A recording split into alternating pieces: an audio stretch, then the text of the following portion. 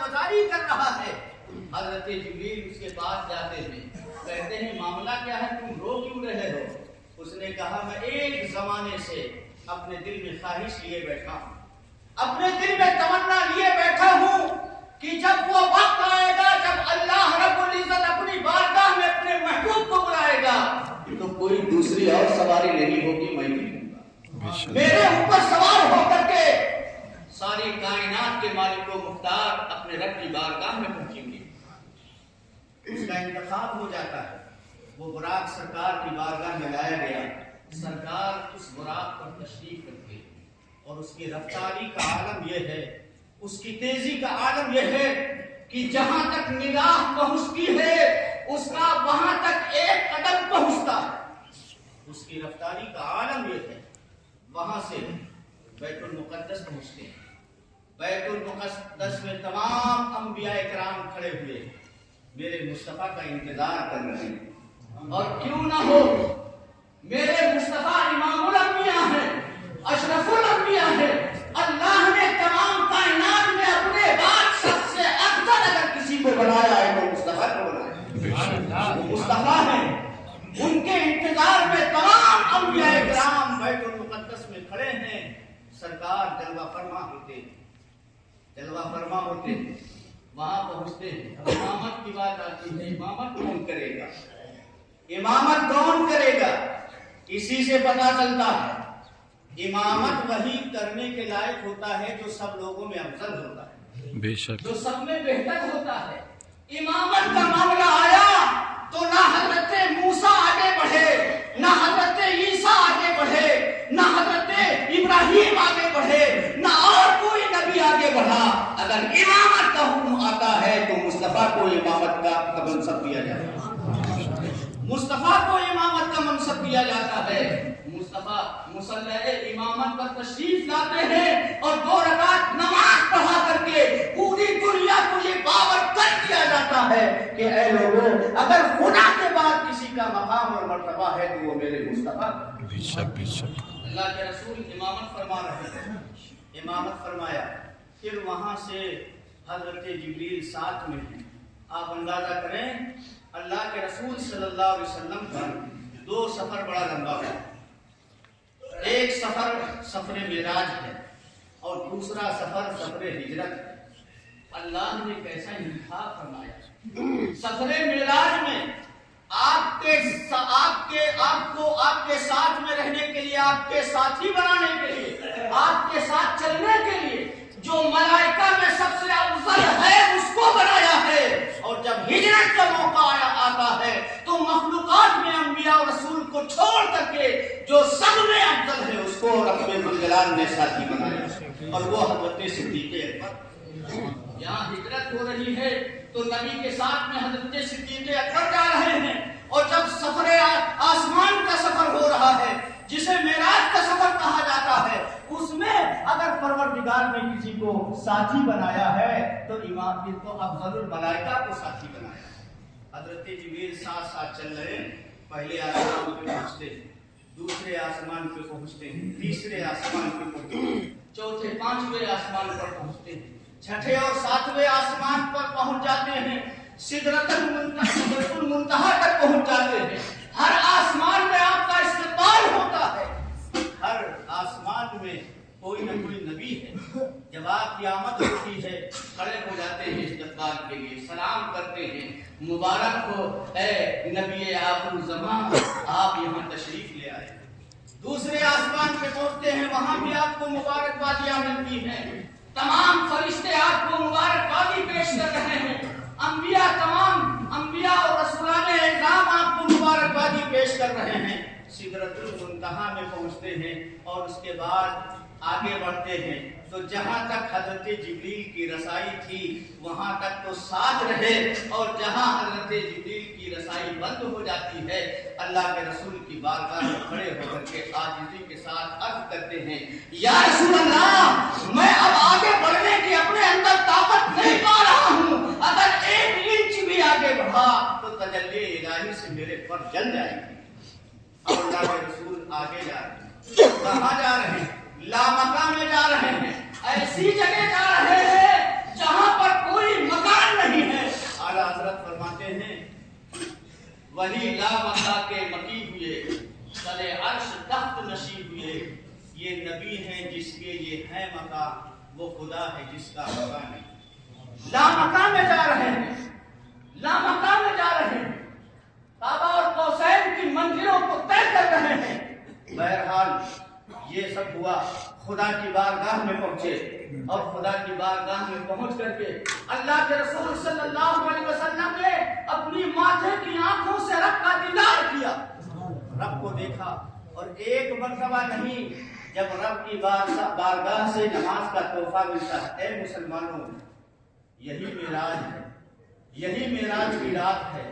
رب کی بارگاہ سے جو تحفہ اپنی امت کے لیے لے کر کے آئے تھے، وہ تحفہ ہے نماز۔ بے شک نماز ہے تحفہ جو خدا کی بارگاہ سے لے کر کے رسول اللہ آئے تھے، اور آج یہ امت اس تحفے کو اپنے سینے سے لگانے سے گریز کر رہی ہے، اپنے سینے سے نہیں لگا رہی ہے۔ آج دنیا کا معاملہ یہ ہے کہ اگر کوئی منتری آپ کو کوئی تحفہ دے دے تو آپ پھولے نہیں سماتے کہ فلاں منتری نے مجھے یہ چیز دی۔ ارے ساری کائنات کا پالنہار، ساری کائنات کو پیدا کرنے والا رب اپنے محبوب کو تحفہ دے رہا ہے، اور وہ تحفہ ہمارے اور آپ کے لیے ہے۔ ہم کیوں نہیں اسے لے رہے ہیں؟ ہم کیوں نہیں اس کو اپنے سینے سے لگا رہے ہیں؟ ہم کیوں نہیں اس کو اپنے آنکھوں سے لگا رہے ہیں؟ نبی لے کر کے آ رہے ہیں، دینے والا خدا ہے، لانے والے نبی ہیں، اور ہمارے لیے لے کر کے آئے ہیں، جس کے بارے میں اللہ کے رسول نے خود ارشاد فرمایا کہ میری معراج تو یہ ہے کہ میں عرش الہی پہ پہنچا، عرش اعظم پہ پہنچا، خدا کی بارگاہ میں پہنچا، یہ میری معراج ہے۔ اور میری امت کی معراج یہ ہے کہ 5 وقت کی نماز پڑھ لے تو یہ نماز میری امت کی معراج ہے۔ لیکن یہ امت اس تحفہ کو لینے کے لیے تیار نہیں۔ آج کیا حال ہے؟ پھر اللہ کے رسول صلی اللہ علیہ وسلم کو مشاہدہ کروایا جاتا ہے، جنت کا بھی مشاہدہ کروایا جاتا ہے، جہنم کا مشاہدہ کروایا جاتا ہے، اور جہنم کے جو عجائبات دیکھے، جو خطرناک معاملات دیکھے، جب اللہ کے رسول مکہ مکرمہ میں تشریف لاتے ہیں تو ان مشاہدات کو بیان فرماتے ہیں تاکہ میری امت سن لے اور گناہ سے پرہیز کرنے لگے اور نیکیوں کی طرف اپنے قدموں کو بڑھائے۔ اللہ کے رسول فرماتے ہیں، حضرت جبریل ساتھ ساتھ میں ہیں، چل رہے ہیں، اللہ کے رسول نے دیکھا کہ ایک آدمی ایسا ہے جس کا سر کچلا جاتا ہے، پتھر سے اس کے سر پر پتھر مارا جا رہا ہے، جب اس کے سر پر پتھر پڑتا ہے تو اس کا سر پچھا ہو جاتا ہے، باریک ہو جاتا ہے، اس کے سر کے ذرے ذرے ادھر ادھر ہو جاتے ہیں، اور اس کے بعد پھر اس کا سر صحیح سلامت ہو جاتا ہے۔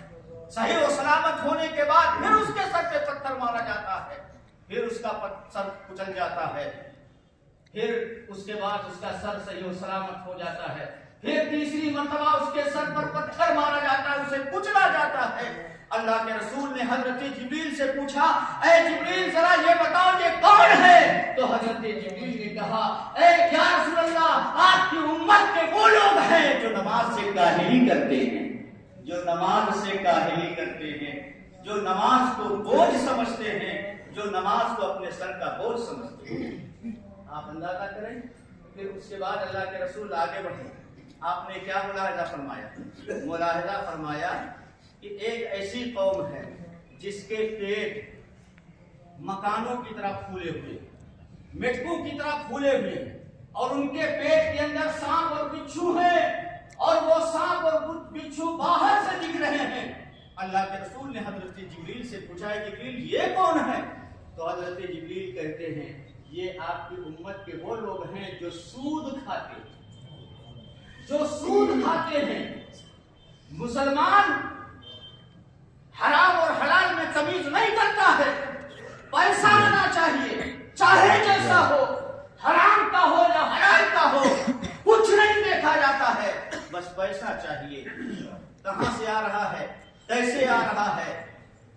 زیادتی سے آ رہا ہے، ظلم سے آ رہا ہے، اسے کوئی پرواہ نہیں ہے، بس پیسہ آنا چاہیے، صرف مسلمان کی نظر اسی پر ہے۔ آج جو بیسی چل رہی ہے آپ کے فخم شریف میں، جو بولی والی بیسی چل رہی ہے، یہ بھی سود ہے، اس کو بھی جو کھائے گا تو وہ بھی اسی عذاب کا مستحق ہوگا جس کے بارے میں اللہ کے رسول نے فرمایا۔ اور ایک حدیث ہے، اللہ کے رسول نے فرمایا سود کھانے والا 70 گناہ کا مستحق ہوتا ہے، 70 گناہ کا مستحق ہوتا ہے، اور اس 70 گناہ میں آپ اس کو تقسیم کیجئے، آپ اس کے ٹکڑے کیجئے، تو 70ویں میں سے جو ایک ٹکڑا ہے، اللہ کے رسول فرماتے ہیں وہ گناہ کون سا ہے جو 70 درجے کا ہے؟ اللہ کے رسول فرماتے ہیں 70 درجے کا وہ گناہ یہ ہے کہ گویا وہ اپنی ماں سے زنا کر رہا ہے، اپنی ماں سے زنا کر رہا ہے۔ 70 گناہ میں آپ گناہ کیجئے، تقسیم کیجئے، اس کا جو ایک ذرہ بچتا ہے، اس ذرے کا گناہ ایسے ہے جیسے اس شخص نے اپنی ماں کے ساتھ زنا کیا، لیکن سود دھرنے سے کھایا جا رہا ہے۔ کسی کو اگر 1000 2000 دے دیا تو 1000 یا 500 کے منافع